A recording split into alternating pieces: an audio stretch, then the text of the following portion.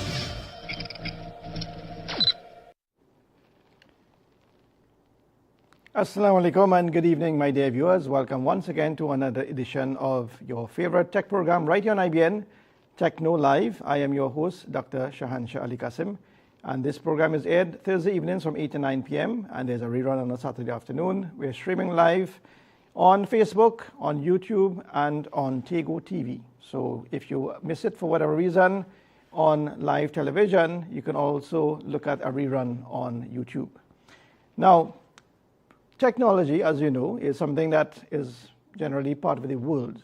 Doesn't matter if you're using a computer, a mobile phone, an ATM, or any other device, technology is part of our life. From the modern appliances that we use to wash our clothes, and some of the other modern appliances like a microwave oven.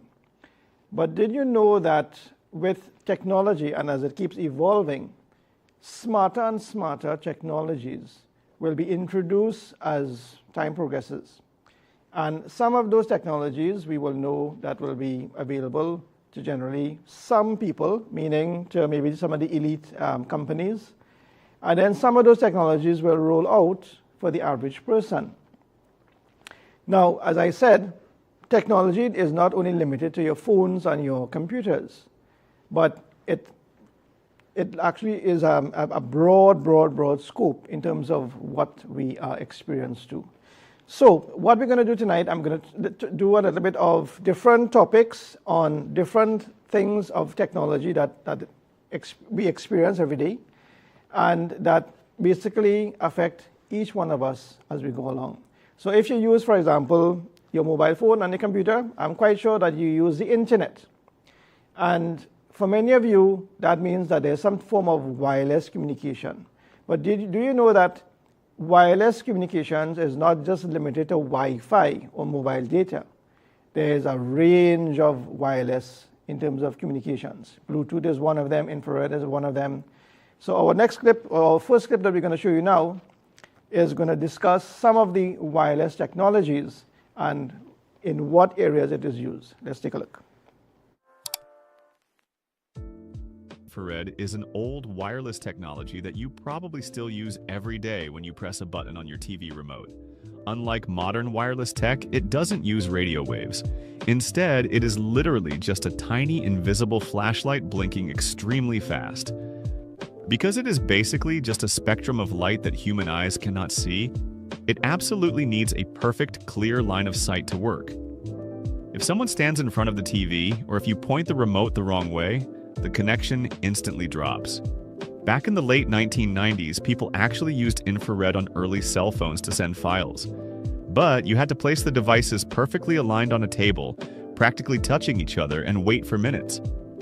It was super annoying, which is why it died for data transfer.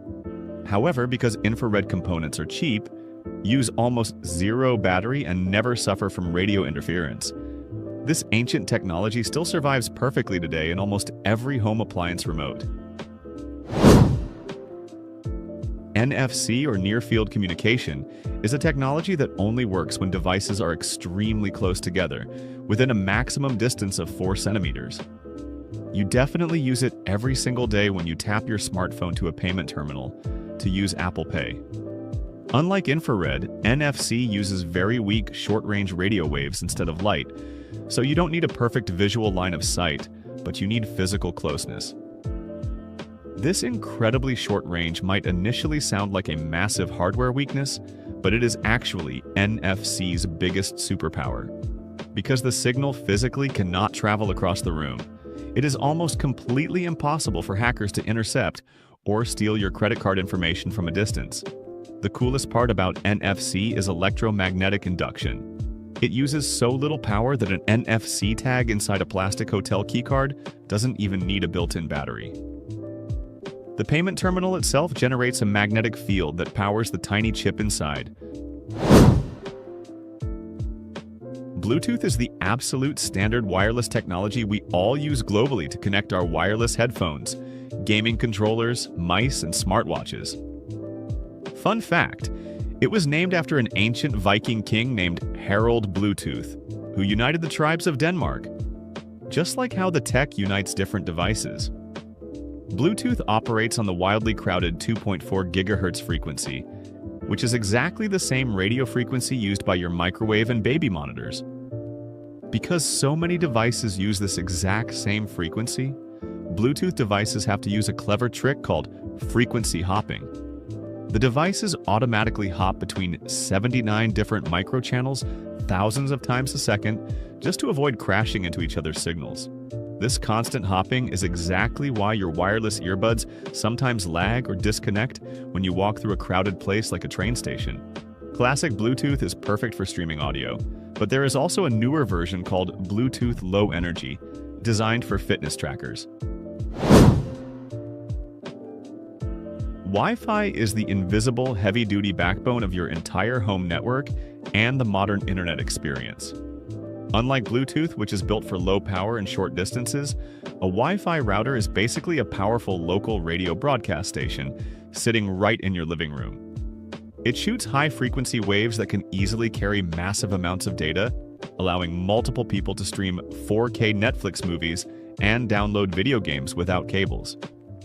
However, Wi-Fi usually operates on two main frequency bands, 2.4 GHz and 5 GHz, and understanding them is crucial. The older 2.4 band is generally slower and more crowded, but its longer radio waves are fantastic at easily punching right through thick concrete walls and floors in your house.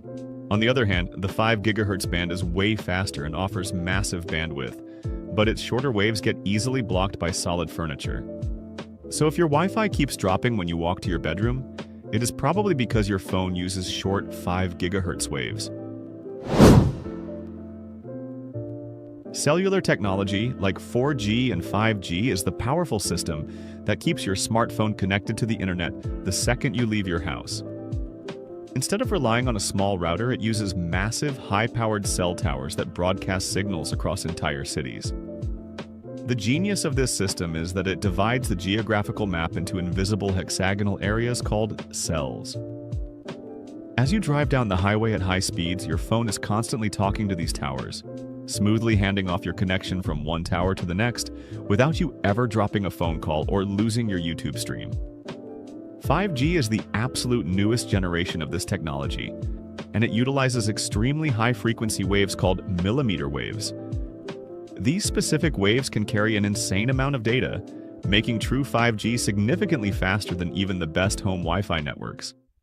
But just like a high-pitched sound, these ultra-fast waves cannot travel very far at all and get easily blocked by almost anything, including thick trees. Zigbee and Matter are the essential secret languages of the modern smart home ecosystem. If you go out and buy 40 smart light bulbs and temperature sensors, connecting all of them directly to your standard Wi-Fi router is a terrible idea. Your home router is simply not designed to handle that many constant, active connections, and it would quickly get overloaded and crash. That is exactly where Zigbee comes in. Instead of every single light bulb trying to talk to the router directly, Zigbee creates what is called a mesh network. This means every smart bulb plugged into the wall basically acts like a tiny signal repeater, passing the communication signal to the next bulb and the next one until it finally reaches a central smart hub. This is incredibly clever because it requires almost zero processing power, meaning tiny smart window sensors can run on a single coin battery for literally years. Recently, the industry also introduced a new protocol called Matter. Matter acts like a universal translator, finally allowing devices from Apple and Google to communicate seamlessly together. GPS, which stands for Global Positioning System, is a completely different kind of wireless technology because your smartphone never sends any signal back. It is strictly a one-way street of communication. Right now, there are over 30 massive, highly advanced navigation satellites orbiting the Earth at incredible speeds, and they are constantly screaming out their exact atomic time and their exact location in space. Your phone simply acts as a passive antenna, quietly listening to these invisible whispers from space. By successfully catching the signals from at least 4 different satellites simultaneously, and calculating exactly how many milliseconds it took for those signals to reach you, your phone's processor does fast geometry math to figure out exactly where you are standing. Because these satellite signals are coming from over 12,000 miles away in outer space, they are incredibly weak and fragile by the time they finally reach the surface. That is exactly why your Google Maps suddenly freezes and loses its connection the exact moment you drive into a concrete tunnel. Satellite internet, like Elon Musk's Starlink, is the absolute ultimate long-range wireless connection technology available to consumers today. Traditional internet relies heavily on thousands of miles of physical underwater cables to connect continents. But Starlink literally beams the internet from outer space directly down to a receiver dish mounted on your roof. Unlike older satellite TV and internet services that used massive satellites sitting perfectly still in geostationary orbit over 22,000 miles away, causing terrible lag, Starlink uses thousands of much smaller satellites flying very fast in low Earth orbit. Because these satellites are flying much closer to the ground, at only about 300 miles up, the invisible radio waves do not have to travel nearly as far. This massive reduction in distance makes the internet connection surprisingly fast, highly responsive, and completely capable of handling competitive online gaming. It is an absolute literal lifesaver for people living in remote mountain cabins, where traditional cellular towers simply do not exist.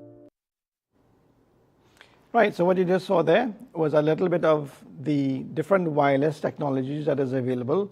So I'm quite sure that some of you have air condition in your home and you have a little gadget or a remote control that you would use. That more than likely will be using infrared signal to control your AC. And of course, if it means that you're pointed in a different direction, it's not necessarily going to mean it's going to work. Now, if you're looking at this program on your television, or you're looking at this program through a tablet or a phone, it means that you are looking at this program, through a screen or at a screen. But did you know that that screen is also looking at you? Now think about it. The screen doesn't have eyes. But what I'm going to show you now is the evolution of television based on where we were, or what we talk about as what we don't know the modern technology now, but where it was, and how it evolved into the modern flat screen televisions that is available today. Now the reason why I'm showing you that, as we go along, whether it be in today's program or in our next program, depending on our time, I will show you where television is evolving and where it's going to go to. Let's take a look. Right now, a screen is watching you back. It knows what you like. It knows what you fear. It knows what you'll watch next, but it wasn't always this smart. It started as a spinning disc, a flickering light, a dream. This is the story of the box that changed the world. This is the evolution of television. 1900, no TV yet, concept stage. The year is 1900. No one has ever seen a moving picture broadcast through the air, but an idea is born. A machine to send images, not just sound. Scientists call it television, a word no one understands yet. 1907, cathode ray tube, Boris Rosing's concept. A Russian scientist proposes using a cathode ray tube. It's just a theory, but it plants a seed. That seed will grow into every screen you've ever owned. 1925, the Baird televisor. John Logie Baird builds a strange machine, a spinning disc with holes, spinning fast. It captures a flickering, ghostly image, the first television picture.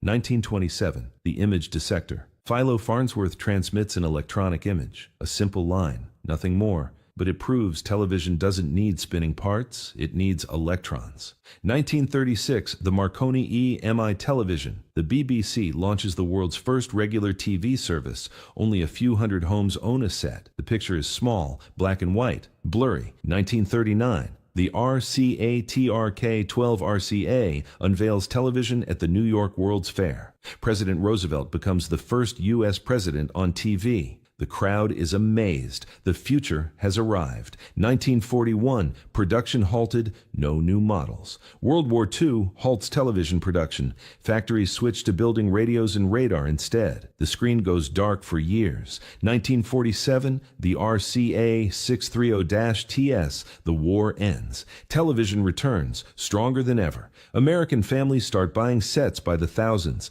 Living rooms are never the same again. 1951, the CBS Colortron CBS broadcasts the first color television signal. Most homes still can't afford color sets, but the black and white era has begun to fade. 1953, the RCA-CT 100. The NTSC color standard is approved in America. Networks begin planning full-color broadcasts. Television is about to explode in popularity. 1962, the Telstar satellite Telstar, the first satellite, relays a TV signal across the ocean. Live pictures now travel from America to Europe in seconds. The world suddenly feels smaller. 1969, the Zenith console TV Neil Armstrong walks on the moon. 600 million people watch it live on television. Never before has humanity shared one single moment like this. 1975. The Zenith Space Command remote cable television starts spreading across America. Remote controls let viewers change channels from the couch. Getting up to touch the TV becomes a thing of the past.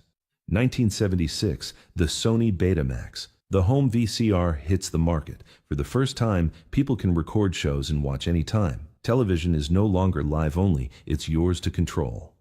1980. CNN Cable News Network. CNN launches the first 24-hour news channel. News no longer waits for the evening broadcast. The world starts watching live all the time. 1990, the Sharp Flat Panel. Prototype engineers begin developing flat panel display technology. Bulky glass tube televisions start becoming outdated. The box is about to lose its shape. 1996, the ATSC HD-TV standard. The first HD-TV standard is approved in the U.S. Picture quality jumps dramatically overnight. Blurry images become sharp, crisp, and real. 2000, the Panasonic Plasma TV Plasma and LCD televisions enter regular homes. Thin, flat, wall-mountable screens replace bulky boxes.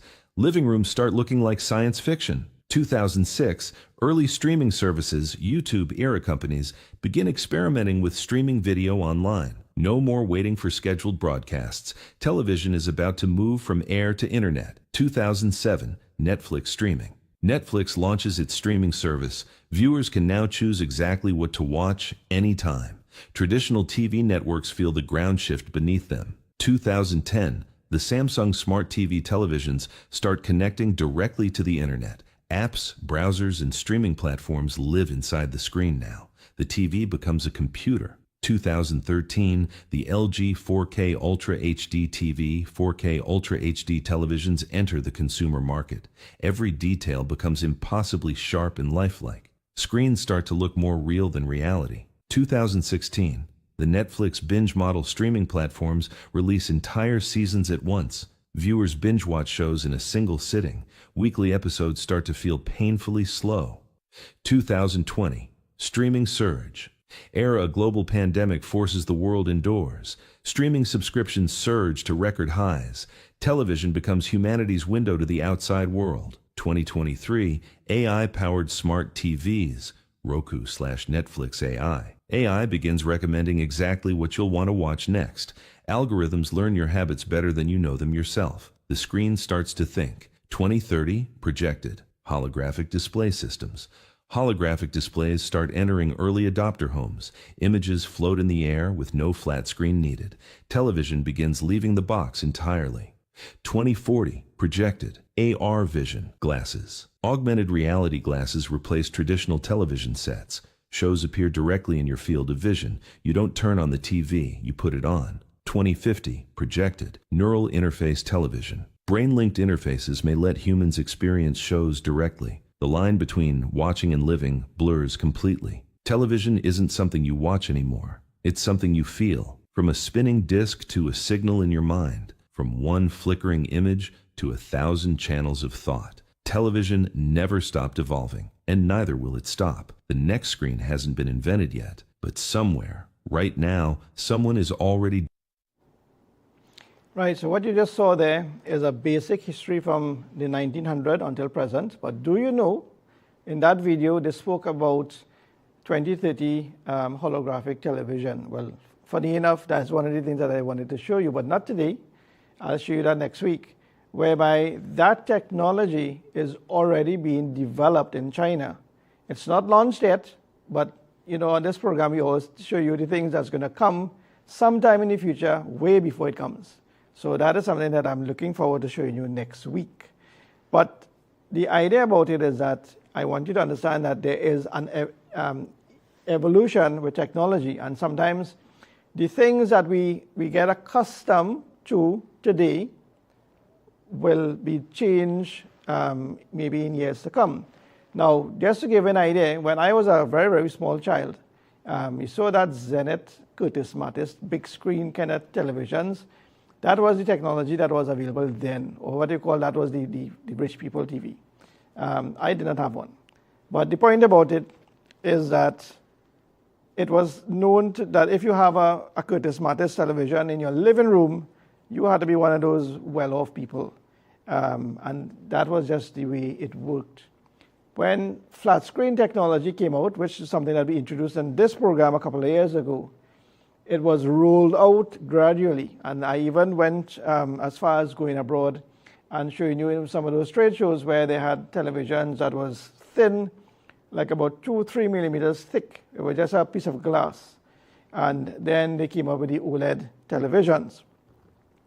Now, the next technology I'm going to show you now has a lot to do with the mobile network. So, for example, we know about 3G, 4G, 5G. But did you know that technology evolved from 1G, 2G, 3G, 4G? And in this clip I'm going to show you, we're going to see where we are. We are now at 4G, 5G. Well, internationally it's 5G, locally it's 4G, 5G in terms of the mobile network. But do you know that the 6G network has been developed? It's actually being launched into China. And when you understand the technology in terms of the communication speed, wow, it's something else. But we'll take a look at that now. Let's take a look. 1G, or the first generation of mobile networks, appeared in the early 1980s and completely changed the way people could communicate. Before 1G, telephones were connected to physical cables, which meant you had to stay in one place to make or receive a call. 1G introduced wireless calling by using radio signals to transmit your voice between the phone and nearby cellular towers. This made it possible to make calls while moving around, although the phones themselves were still extremely large compared with what we carry today. Most 1G phones were bulky, expensive, and had very limited battery life, so they were far from being practical for everyone. There was also another major limitation. 1G was designed almost entirely for voice calls. It could not send text messages, access the internet, or run apps because those features simply were not part of the technology yet. Since 1G used analog signals, call quality could also be inconsistent, with background noise, interference, and distortion being common problems. Security was another serious weakness because analog calls were not encrypted, meaning someone with the right radio equipment could potentially listen in. Even though 1G was revolutionary, these limitations quickly became obvious. People wanted clearer calls, better security, longer battery life, and completely new ways to communicate. 2G, or the second generation, arrived in the early 1990s and introduced one of the biggest changes in mobile communication: digital signals. Instead of transmitting your voice as an analog signal like 1G, 2G converted it into digital data before sending it through the network. This made calls clearer, improved security, and allowed networks to use their available capacity more efficiently. More importantly, digital communication made something possible that would become extremely important: SMS text messaging. For the first time, people could quickly send short written messages from their phones without making a call. 2G also introduced mobile data, although the speeds were extremely slow by modern standards. Early GSM data could only reach around 9.6 to 14.4 kilobits per second, which was nowhere near enough for the internet experience we have today. Later technologies such as GPRS, often called 2.5G, improved speeds considerably, while EDGE, commonly referred to as 2.75G, pushed them even further. These upgrades made basic mobile internet possible, allowing people to access simple websites and online services from their phones. However, browsing was still slow, latency was high, and mobile websites were extremely basic compared with today's apps. As more people started using the internet, it became clear that mobile networks needed much higher speeds and better performance. 3G, or the third generation, arrived in the early 2000s and represented another major step forward because mobile networks were no longer focused primarily on calls and text messages. Instead, 3G was designed to handle significantly more mobile data, making activities such as browsing websites, checking email, using early social media platforms, and downloading content much more practical. Standard 3G connections could reach several hundred kilobits per second, which was a huge improvement over the data speeds available through 2G. As the technology developed, improved versions such as HSPA and HSPA+ pushed 3G speeds into the multi-megabit range. This made things that previously seemed unrealistic on a mobile phone much more practical, including basic video streaming, video calls, and richer websites. It was also during the 3G era that smartphones started becoming much more useful because phones could finally connect to online services without relying entirely on Wi-Fi. However, 3G still had its limitations. Speeds could vary significantly depending on signal strength and network congestion, especially when many people were connected to the same tower. Video streaming often required lower resolutions, downloads could take a long time, and demanding applications were difficult to use smoothly. As smartphones became more advanced and people started relying on them for almost everything, mobile networks needed to become faster, more reliable, and better at handling large amounts of data. 4G, most commonly associated with LTE, began rolling out around the late 2000s and early 2010s, and this generation helped create the smartphone experience we recognize today. Unlike earlier networks that gradually added internet capabilities, 4G was designed around high-speed data from the beginning. Typical real-world speeds could range from tens of megabits per second, with much higher speeds possible under ideal conditions and through newer LTE advanced technology. This made activities such as HD video streaming, large downloads, online gaming, video calls, and real-time navigation far more practical. The improvements were not only about speed. 4G also provided lower latency and generally more consistent performance than 3G, allowing online services to respond much faster. This helped smartphones become the main device people used for accessing the internet. At the same time, smartphone hardware and software were developing rapidly. Large touch screens became common because modern applications required scrolling, typing, zooming, maps, games, and other interactions that were difficult to handle with physical buttons. 4G also made services such as YouTube, Instagram, Snapchat, streaming platforms, cloud storage, and online multiplayer games much more convenient when you were away from Wi-Fi. However, even 4G has limits. When thousands of people connect to the same network in a crowded stadium, concert, or city center, available bandwidth can become overloaded and speeds may drop. As mobile data usage continued growing, the industry needed a network capable of supporting even more devices while providing higher speeds and lower latency. 5G is the fifth generation of mobile networks and began rolling out commercially around 2019 and 2020. The biggest improvement is not simply that 5G can be faster than 4G, but that it was designed to support a much larger number of connected devices while reducing latency and improving network capacity. Depending on the specific type of 5G connection and network conditions, speeds can reach hundreds of megabits per second or even multiple gigabits per second. This makes downloading large files, streaming high-resolution video, and using demanding cloud services much faster. Another important advantage is latency. Under good conditions, 5G can achieve much lower response times than older networks, which is useful for applications where quick communication matters. Online gaming can feel more responsive, remote-controlled machines can react faster, and technologies such as connected vehicles, industrial automation, and real-time robotics can benefit from the reduced delay. 5G can also handle crowded environments more efficiently, although it is not immune to congestion. One of its biggest current disadvantages is coverage. High-frequency 5G signals can have shorter ranges and may struggle to pass through obstacles, so network operators often need many more antennas and small cells to provide strong coverage. For everyday activities such as messaging, social media, music streaming, and regular video watching, 4G is already fast enough for most people.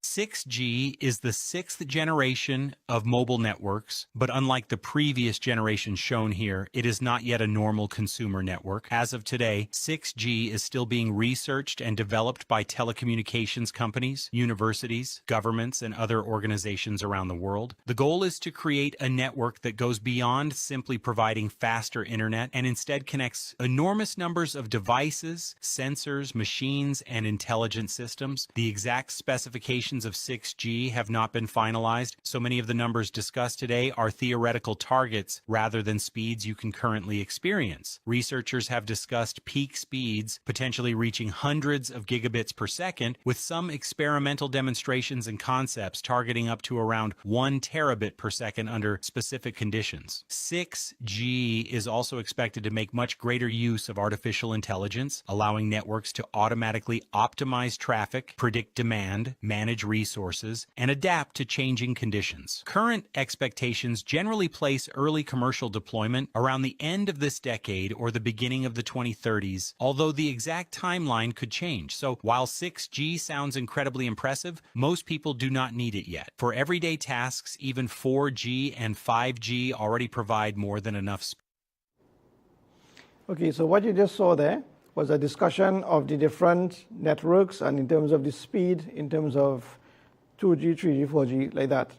Now, what you just saw, the last part of that clip where they talk about 6G and it's not in the stage of being launched yet. Well, I'll tell you that actually in China, they actually tested that technology, and the bandwidth of it, it's so ridiculous in terms of the amount of bandwidth you have with it, that you can download almost an entire library in a microsecond. So what I'm going to do now, I'm going to take a little break, and when I come back, I'm going to introduce you to 6G. We take a break shortly. Stay tuned.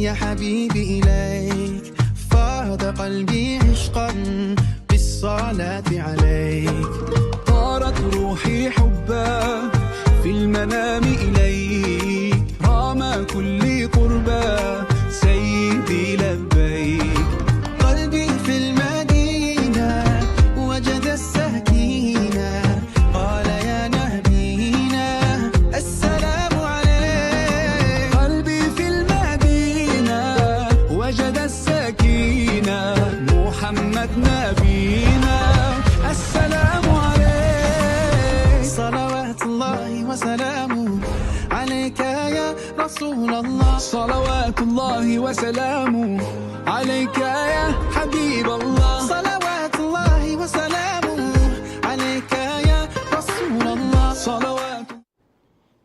Welcome back once again to Techno right here on IBN. I am your host, Abdul Shahan Shah Ali Qasim. And this program is a live program that is broadcasted every Thursday evenings from 8 to 9 p.m. Right before we went on the break, we were talking a little bit about the different type of networks that is available. And as you know, with the local communication companies, the green and the red network basically, they are rolling out 5G. They say it's rolled out, but they are rolling out 5G. And while that is happening, I am going to introduce you to 6G. And as you know, we always talk about something that's coming. And that technology is being developed right now, as I said. It is being tested, I know, in certain parts of China. It's not in the US quite yet, but I know that it is being tested in China from suppliers that I have. So we're going to take a look now in terms of 5G, 6G. What is it? How it works? We'll take a look and see that technology. Let's take a look. We've all heard about 5G, the revolutionary technology transforming everything from our internet speeds to how we connect devices. But what's next? Introducing 6G, the sixth generation of wireless technology. While 5G is still being rolled out around the world, researchers are already hard at work developing 6G, promising us faster speeds, smarter networks, and a more connected future. So what exactly is 6G, and how does it differ from 5G? Let's dive in. To understand 6G, we first need to recap what 5G brought to the table. 5G promised ultra-fast speeds, ultra-low latency, and the ability to connect millions of devices at once. It enabled technologies like smart cities, autonomous vehicles, and the Internet of Things. But as powerful as 5G is, it still has its limits. Enter 6G, which aims to go beyond just faster internet. It's not just an upgrade, it's a full transformation of our connectivity landscape. Let's start with the numbers. 5G networks offer speeds up to 10 gigabits, but 6G is expected to exceed that by 100 times, reaching speeds up to 1 terabit per second. This means downloading a full-length 4K movie in just seconds, or even enabling real-time 8K streaming with zero lag. Now let's talk about latency. Latency is the delay before data begins to transfer after an action. 5G reduced this to about 1 millisecond, but 6G is set to achieve sub-millisecond latency, basically instantaneous data transfer. This kind of response time could make technologies like augmented reality, virtual reality, and remote surgeries almost seamless, as if they're happening in real time. So how does 6G work? The core technologies that make 6G possible are completely new. First, 6G is expected to use terahertz waves. These are much higher frequencies than 5G's millimeter waves. Terahertz waves will allow for incredibly high data rates, but they don't travel as far and are more easily blocked. This means 6G will need more dense infrastructure, like small cell networks, to make up for the shorter range. 6G will also heavily rely on artificial intelligence for network management. AI will monitor traffic, anticipate demand, and dynamically allocate resources to prevent overload. This makes the network smarter and more efficient, adapting instantly to changing conditions. The technology has the potential to unlock new industries, such as fully autonomous factories and personalized healthcare, and make existing ones more efficient and effective. So when can we expect to see 6G? Experts estimate that we won't see commercial 6G networks until around 2030. Many countries, including the US, China, Japan, and South Korea, are already in fierce competition to lead in 6G technology, with significant investments being made in research and development. 6G is a step toward a fully connected, intelligent, and autonomous world. So are you ready for the next generation of connectivity? Now, you heard about AI data centers, right? And we're not going to get into the nitty-gritty of that quite yet. But the reason why I'm saying that is because if you want to move forward in terms of evolution and technology, you have to know what is next, and once you understand what is next, then you will know what is the infrastructure or the equipment or the resources that need to be placed in operation so that the next technology or the next step could happen. The largest skyscraper started from a foundation, and then you go from block to block to block, from floor to floor to floor, and eventually you reach to that point. But do you know that with most technologies, they have good and you have bad? And what they're doing now is that they're looking at the differences in terms of, okay, we're looking at higher bandwidth, we're looking at all the good things that could happen with regards to that technology. And just as when they put up cell towers and people talk about radiation and all the negatives, but yet cell towers exist almost every country there is. And that is because I had done a program a couple of years ago when I explained about cell towers and how it works and why you have to put cell towers at particular distances, because what it does, it basically takes the signal from one point, relays it to another point, and creates something called a grid. So once you are within that cell tower range, or that grid of cell towers, your device, your smartphone, for example, can communicate with that device. Most of the newer vehicles now come with something called GPS. As most of you know, you have GPS on your phones. And with that technology, it is designed to synchronize with mobile internet as well as satellite technology.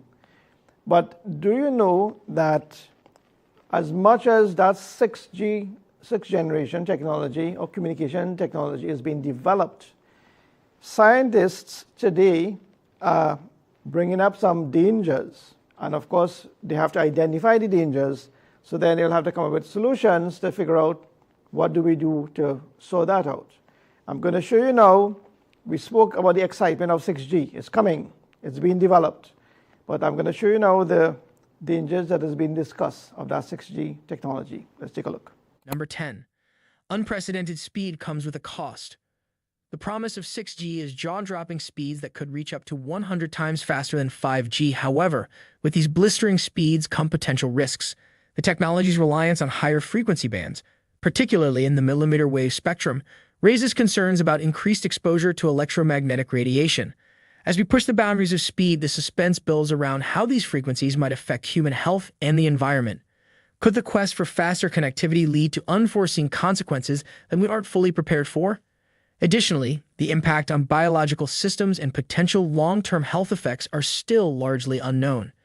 Researchers and health experts are calling for extensive studies to understand these risks fully. As we embrace these advancements, the balance between innovation and safety remains a crucial consideration. Number 9. Privacy risks in a hyper-connected world. With 6G expected to expand the Internet of Things IoT to an unprecedented scale, the number of connected devices will skyrocket. This hyper-connected world could open new avenues for cyberattacks and privacy breaches. Imagine your smart home, health monitors, and even vehicles all sharing data. How secure will this data be? The suspense grows as we consider how 6G could exacerbate current privacy concerns and what measures will be necessary to safeguard personal information in this increasingly connected age. Hackers may exploit vulnerabilities in an expanded network, leading to more severe breaches. The potential for widespread data leaks and misuse adds to the anxiety. Balancing innovation with stringent security protocols will be critical in safeguarding our digital lives. As we move forward, robust data protection measures must evolve in tandem with these technological advancements. Number 8. Energy consumption concerns. 6G technology promises incredible efficiency, but at what environmental cost? The infrastructure needed to support such high-speed networks will likely require massive amounts of energy, raising concerns about its sustainability. The tension builds as we anticipate whether the energy demands of 6G could overshadow its benefits. Will the technology's advancements come at the expense of our planet's health, or will innovations in green technology balance the scales? Energy consumption not only impacts the environment but also increases operational costs for network providers. Additionally, the push for renewable energy sources to mitigate these impacts will be essential. The challenge lies in achieving a balance between cutting-edge technology and environmental stewardship. It is crucial to evaluate how advancements in energy-efficient technologies can support sustainable development in the era of 6G. Number 7. The risk of increased surveillance. As 6G enhances data transmission capabilities, it may also lead to more sophisticated surveillance systems. Governments and corporations could potentially use this technology to monitor individuals with unprecedented precision. The anxiety surrounding increased surveillance deepens as we contemplate the balance between security and personal freedom. How will society navigate these privacy issues, and what steps will be necessary to ensure that the benefits of 6G do not come at the expense of civil liberties? The potential for misuse of data by state and corporate actors raises significant ethical concerns. Developing robust privacy protections and transparent policies will be crucial to prevent abuse and ensure that surveillance capabilities are used responsibly. The ongoing debate about surveillance ethics will need to address how these advanced technologies can be regulated effectively. Number 6. Potential for greater digital divide. While 6G has the potential to bridge gaps in connectivity, it also risks widening the digital divide. The high cost of deploying 6G infrastructure could leave underserved and rural areas behind, exacerbating existing inequalities. The suspense builds around whether this technology will promote digital inclusion or deepen the divide between those with access and those without. How can we ensure that the advancements of 6G are accessible to all, and what strategies will be employed to prevent technological disparity? Government and industry partnerships will be crucial in addressing these disparities. Ensuring equitable access to 6G technology will require targeted initiatives and investments in underserved communities to prevent a new form of digital inequality. Bridging this divide will be essential to ensuring that the benefits of 6G are distributed fairly. Number 5. Health implications of increased electromagnetic fields. The leap to 6G involves using higher frequency bands, which increases electromagnetic field (EMF) exposure. Though research is ongoing, the potential long-term health effects of EMFs are still debated. The uncertainty surrounding these health implications adds a layer of suspense as we await conclusive scientific studies. Will 6G's health risks be a significant hurdle, or will advancements in research and technology mitigate these concerns effectively? The debate over EMF exposure is already contentious, and 6G may amplify these concerns.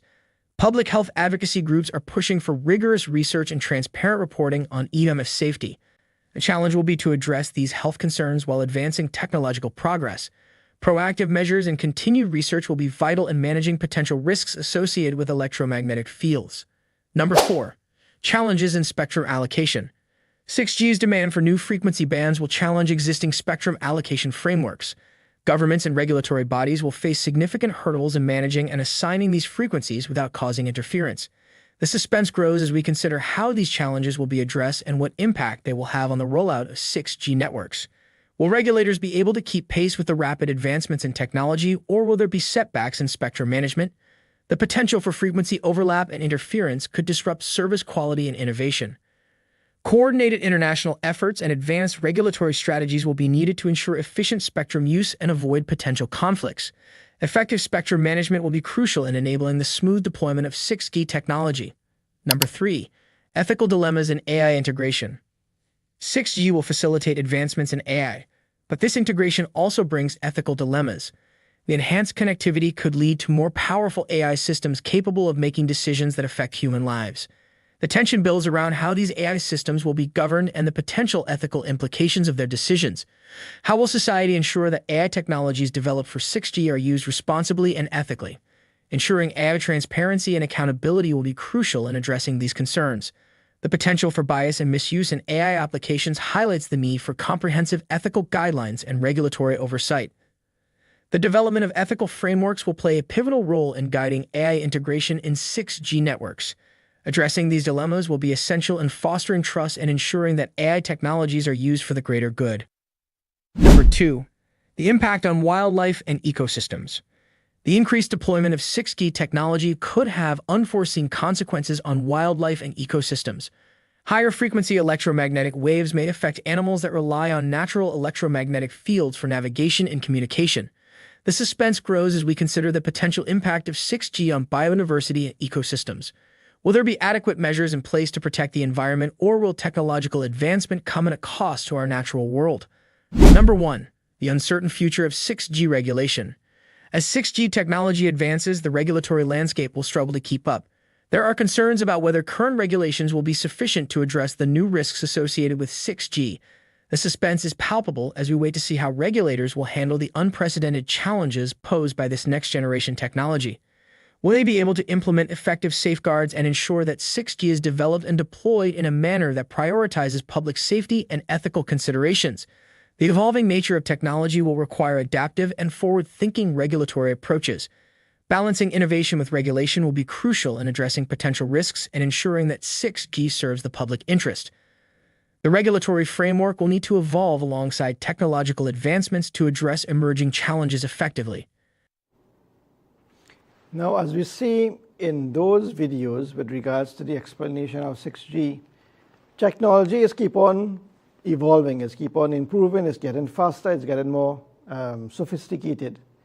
But unfortunately, in Trinidad, and this is a problem I have a problem with, you will go to most government offices now and you apply for a document and you still have to come back 2 or 3 days afterwards, sometimes weeks afterwards. You go to pay a bill or you go to a government office, for example, licensing office or some of those other government offices, and the cashier still closes for lunch, and the cashier still closes early to balance the cash. So, you know, you're talking about the world moving at one pace, at one speed, and yet we have Trinidad and Trinidad workers, and I make no apologies about this, still have that archaic mentality and system. Government and those in charge of government agencies, you need to fix that. You need to know that if someone, you don't need to close for lunch. Have a worker who will take over while the cashier, you have 2 cashiers, one will take lunch and one will run the cashier, the cage. And you don't need to close the cashier if you're working until 4 o'clock. You don't need to shut down at 3 o'clock to balance the cage. If everything is automated, and you're talking about going with a cashless society, then maybe the cashier who takes cash could close at 3, but the cashier who takes everything automated, which is bank transfer, credit cards, links cards, whatever it is, could close at 4, because that is a balanced system. In other words, what I'm trying to say is that the technology is moving, you need to move with it, fix it. It have no two ways about it, just fix it, get it done, because if not, you're going to be, you know, a laughing stock of the world in terms of technology and in terms of where we are going. Now, for many of you out there, I'm quite sure that technology is still a challenge for the older folks.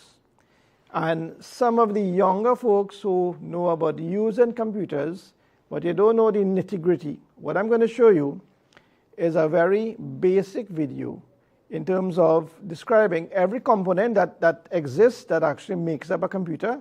We're going to take a little bit on that, and, well, we might close off the program soon. So let's take a look at that last video.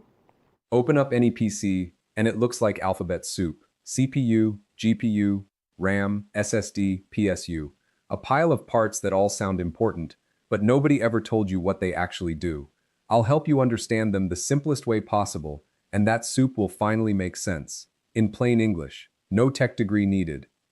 Because a PC isn't one machine, it's a team. Every part is one worker, with one job. So let's meet the team, starting with the boss. CPU, the brain. CPU stands for Central Processing Unit. This is the brain of the computer. It's the boss of the whole office. Every time you click, type, or open an app, the CPU is the one making the decision and doing the math. And it does this billions of times every second. So how does it work? The CPU has cores. A core is basically one worker. A CPU with more cores can handle more jobs at the same time. 4 cores means 4 workers. 8 cores, 8 workers. It also has a clock speed, measured in gigahertz. That's just how fast each worker does each step. So more cores and higher speed means a faster brain. But here's the thing. A brain that thinks fast still needs somewhere to lay out its work. It can't hold everything in its head at once. So where does all that work go? That's the next worker. RAM, short-term memory. RAM stands for Random Access Memory. This is your computer's short-term memory. The easiest way to picture it is a desk. When the CPU works on something, It spreads it out on the desk so it can grab it instantly. Your open apps, your browser tabs, the file you're editing right now, they all sit on that desk. A bigger desk means you can keep more things open at once without slowing down. This is exactly why a PC with 8 GB of RAM feels tight when you open 30 Chrome tabs. But a PC with 16 GB, it just shrugs it off. Now here's the part that trips up almost everyone. RAM is not storage. When you turn the computer off, the desk gets wiped clean. Everything on it disappears. So if RAM forgets everything the moment the power goes out, where does your stuff actually live? That's a completely different worker. Storage, long-term memory, SSD, and HDD. Storage is your computer's long-term memory.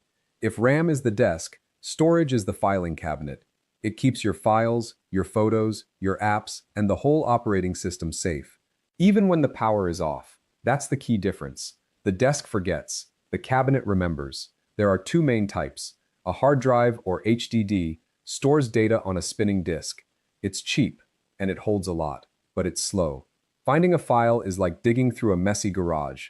An SSD, which stands for solid-state drive, has no moving parts at all. It finds anything almost instantly. It's like a perfectly organized library. And the difference is huge. On a hard drive, a PC might take a full minute to start up. On an SSD, it's ready in seconds. The trade-off is simple. SSDs cost more per gigabyte. Hard drives give you more space for less money. That's why a lot of people use an SSD for Windows and their apps, and a hard drive for storing big files like videos.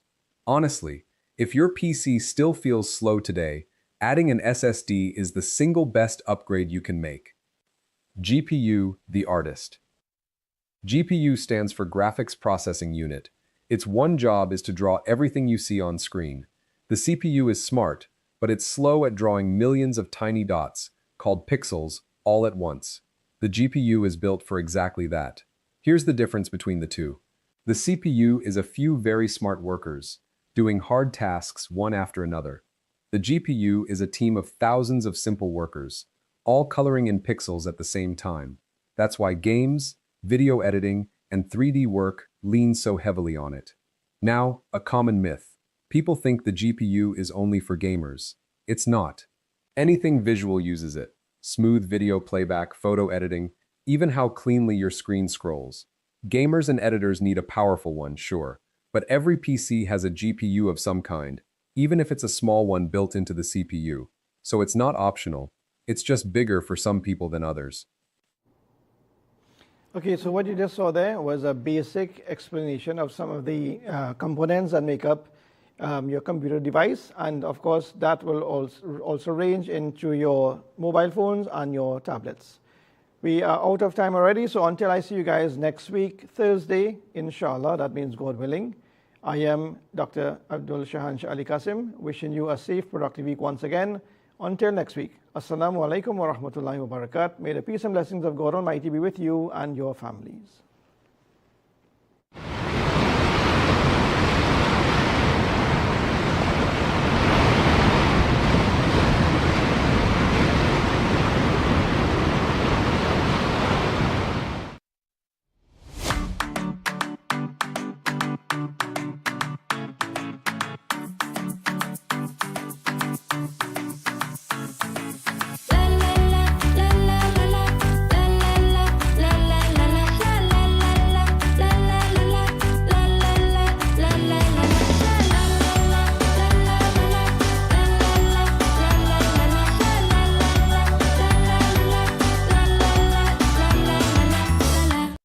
Never too early, never too late to recharge and hydrate. Get your daily dose the right way.